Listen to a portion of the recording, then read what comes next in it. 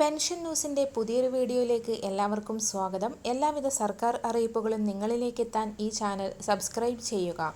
സർക്കാർ ജീവനക്കാർക്ക് പങ്കാളിത്ത പെൻഷന് പകരമായി പ്രഖ്യാപിച്ച ഉറപ്പായ പെൻഷൻ നടപ്പാക്കാൻ സർക്കാർ ഒരുക്കം തുടങ്ങി. കേന്ദ്ര സർക്കാർ നടപ്പിലാക്കിയ ഏകീകൃത പെൻഷൻ പദ്ധതിക്ക് സമാനമായി ജീവനക്കാരുടെ പങ്കാളിത്തമുള്ളതാവും പുതിയ പെൻഷൻ.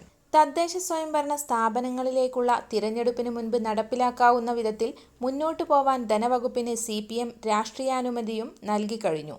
മന്ത്രിതലത്തിലുള്ള കൂടിയാലോചനകളും തുടങ്ങി. ശുപാർശകൾക്കായി ഉദ്യോഗസ്ഥ സമിതിയെ നിയോഗിച്ചു. ഏപ്രിൽ മാസത്തിലാണ് കേന്ദ്രത്തിൽ UPS പ്രാബല്യത്തിൽ വന്നത്. തൊട്ടുപിന്നാലെ മഹാരാഷ്ട്ര, ഒഡീഷ, ഉത്തരാഖണ്ഡ്, ഹരിയാന സംസ്ഥാനങ്ങൾ UPSലേക്ക് മാറിയിരുന്നു. ഇവിടങ്ങളിലെ പദ്ധതി നിർവഹണം പഠിച്ച ശേഷമായിരിക്കും കേരളത്തിലെ പുതിയ പെൻഷൻ രീതി.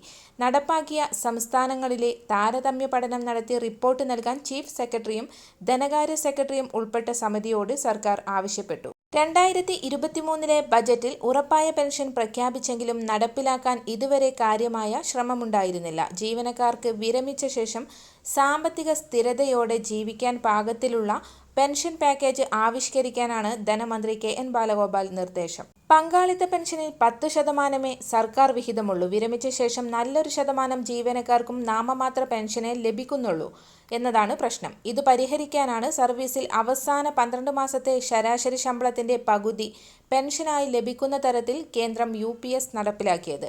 പങ്കാളിത്ത പെൻഷൻ പദ്ധതി പിൻവലിക്കണമെന്നാണ് LDFന്റെ പ്രഖ്യാപിത നയം. പക്ഷേ പങ്കാളിത്ത പെൻഷനിൽ നിന്ന് പിന്മാറാൻ പ്രായോഗികമായ തടസ്സങ്ങളുണ്ടെന്നാണ് സർക്കാരിന്റെ വിലയിരുത്തൽ. പുതിയ പെൻഷനിൽ കേരളം ചിന്തിക്കുന്നത് സർക്കാരിന്റെ വിഹിതം നിശ്ചിത ശതമാനമായിരിക്കും. ഇതിൽ മാറ്റമുണ്ടാവില്ല. ജീവനക്കാർക്ക് നിശ്ചയിക്കുന്ന തുകക്ക് പുറമെ അധിക തുക നൽകാൻ അവസരമുണ്ടാകും. അവർക്ക് അധിക പെൻഷനും അവസരം. ഇപ്പോൾ സർക്കാർ നിശ്ചയിച്ച 3 സ്ഥാപനങ്ങളിൽ നിക്ഷേപം നടത്താനേ ജീവനക്കാർക്കാവൂ.